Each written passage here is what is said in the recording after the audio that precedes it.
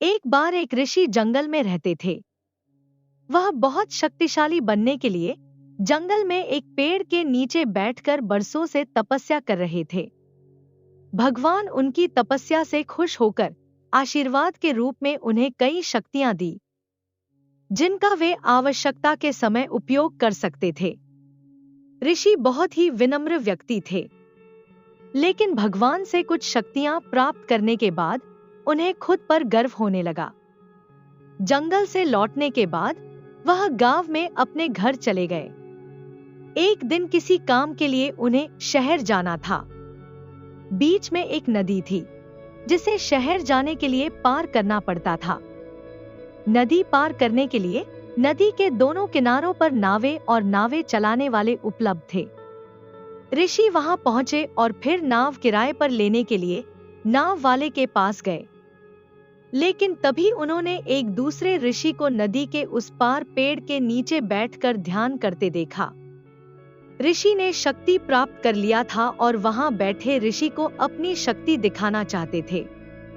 ऋषि ने अपनी शक्ति का उपयोग किया और जल्द ही नदी के उस पार चले गए। फिर उस ऋषि के पास गए जो नदी के किनारे बैठकर तपस्या कर रहे थे। ऋषि ने गर्व से कहा, क्या तुमने देखा? मैंने इस नदी पर चलने के लिए कैसे अपनी शक्ति का प्रयोग किया।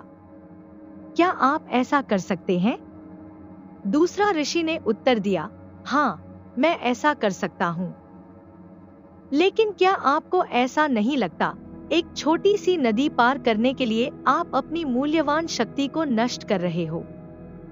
जब आप किसी जरूरतमंद की मदद करने के लिए और दूसरों के अच्छा करने के लिए उसी शक्ति का प्रयोग कर सकते थे, फिर भी आपने इस नदी को पार करने के लिए अपनी मूल्यवान शक्ति का प्रयोग किया।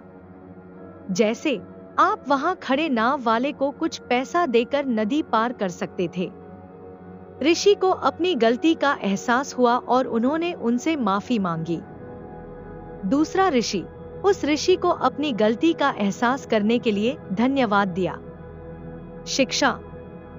साथियों, अगर हम किसी शक्ति को हासिल करते हैं तो हमें शक्ति का प्रयोग सिर्फ दिखावे के लिए करने के बजाय दूसरे की मदद करने के लिए करना चाहिए।